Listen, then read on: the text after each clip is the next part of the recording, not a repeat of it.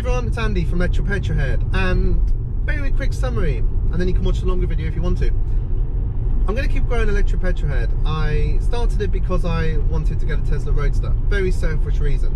Tesla then canned the referral scheme in that way, making it virtually impossible to get a free one. You get entered into a draw, but the chances of winning are like... So, anyway, I'm going to drive more electric cars, I'm going to talk to more owners, I'm going to go to more events.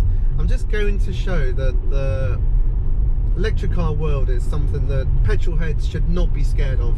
You should be excited about, you know, your next car potentially being electric. You'll then love the convenience, you'll love the fact you're not choking your kids to death on smog every time you reverse onto your driveway, and overall you'll just love the fact that you've got instant torque, which makes the car really good fun to drive. So if you're interested in learning a little bit more about the channel and what I'm going to do, keep on watching. If not, thank you for just watching this quick summary. Like, subscribe, and hopefully a lot of the other videos on my channel will be of interest to you. Thanks so much. Bye bye.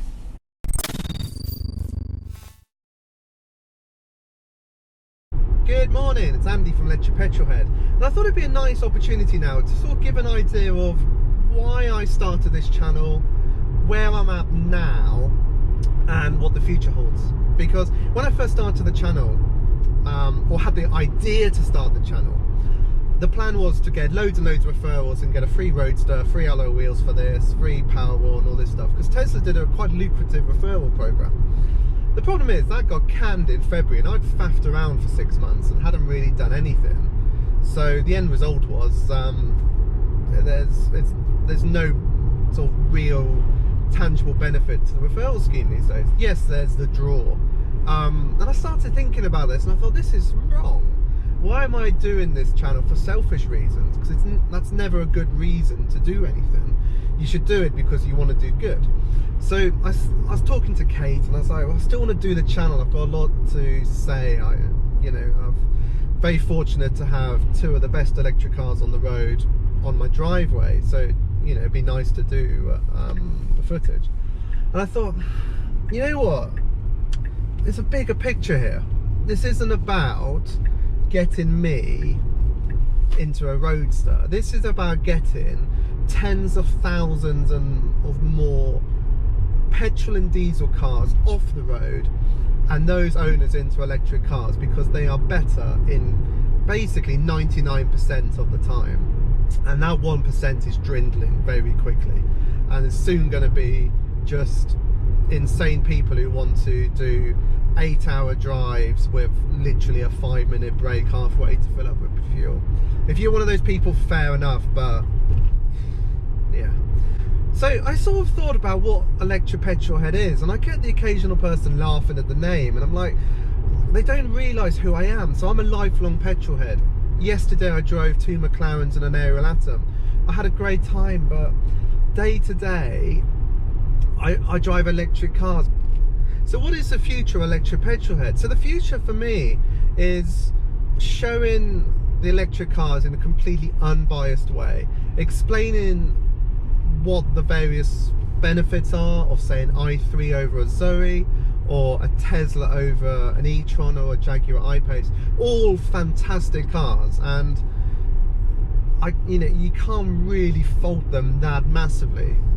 But at the same time, there's a big sort of thing in the YouTube world of people blagging stuff off press officers and just waxing lyricals with no negativity, and it's just bollocks. You know, the way the industry is going to be improved is if the negative sides of cars are talked about in a positive way. Like, you know, Tesla build quality, I think it's actually really good now, but I've driven some Teslas that are absolute sort of just falling apart. So I think, you know, these cars that are a bit rattly, they need to be exposed. You know, you need to understand that if you take a Jaguar I-Pace into Europe, you can't use 3-phase charging, which really messes you up. You know, you need to know that you know, the Tesla superchargers are brilliant, but sometimes they're not. Sometimes you're sat there getting 36 kilowatt and you're like, what is going on? It doesn't make any sense. So I thought if we worked on this channel and grew it into something where the number one thing is getting people into electric cars, but the number two thing is that it's unbiased and it's fair. And you know, I'm a big fan of the 5 things I love, 5 things I hate, because I think if you watch both sides of the story, you very quickly realize what a car's really like. You know, I cringe when I watch certain YouTubers and you can tell they've, you know, been given a very preferable leasing rate or something, and if they say anything negative, then they're not going to get that car again, which is a real shame. And the press officers are just as bad, because I know a very respectable guy said one thing negative about an Aston Martin and he was taken off the press list. It's like, that's just wrong. You know, we need to talk about these electric cars openly. We need to have good discussions. You know, the charging networks are getting better all the time. BP Chargemaster have just turned around and said, you know what, yes, we'll do contactless payments on our Rapids. That's bloody brilliant. But you know the reason they've done that? It's because owners like me, I haven't ranted that much, a little bit. You know, it's because of owners saying, I don't want an app, I want to just chuck my credit card onto a charger. You know, it's people like Will, who's the chairman of the Tesla Owners Group in the UK. He's brilliant because he goes out and campaigns for certain sort of features on these cars. You know, Teslas were getting, oh, I'm nearly going to drive into a tractor on the wrong side of the road. You know, Teslas were getting nicked last year. You know, there's a lot of value in the batteries. The cars were getting nicked and they were getting stripped down in Eastern Europe, and all the parts were being sold. That was, you know, awful.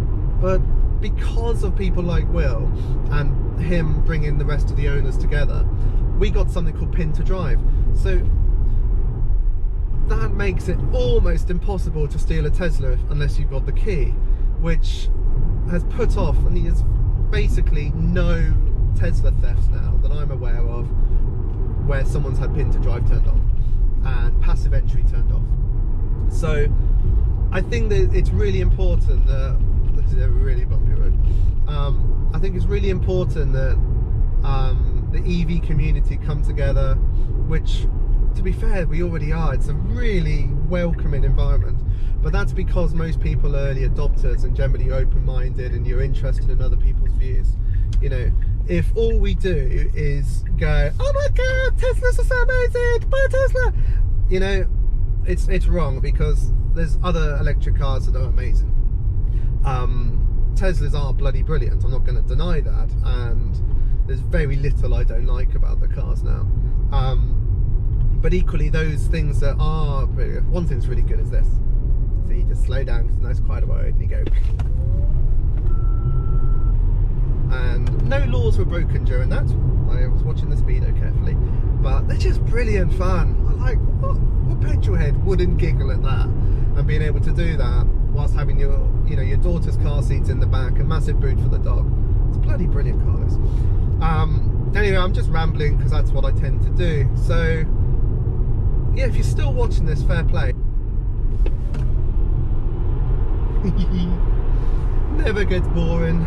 Oh, I love this car. So, in summary, I just want to get more people into electric cars. We've got to do everything that we can. It doesn't mean, you know, the future is boring. You know, you can do your bit and still have a lot of fun. I just can't see a reason other than affordability why you would not buy an electric car now. They're really, the reasons against them are coming down all the time. And you know, if you do have any questions, feel free to comment below. You know, if I can't answer them, I'm pretty sure someone else in the EV world will be able to. So hope you've enjoyed this sort of video. I'll do another update in a few months. or whenever there's something to say. So thank you very much for watching. Please do like, comment and subscribe, blah blah blah. It's what YouTubers want, and it is always quite nice getting a new subscriber. That's quite nice. So hope I've entertained you for a little bit, and I'll see you soon. Bye bye.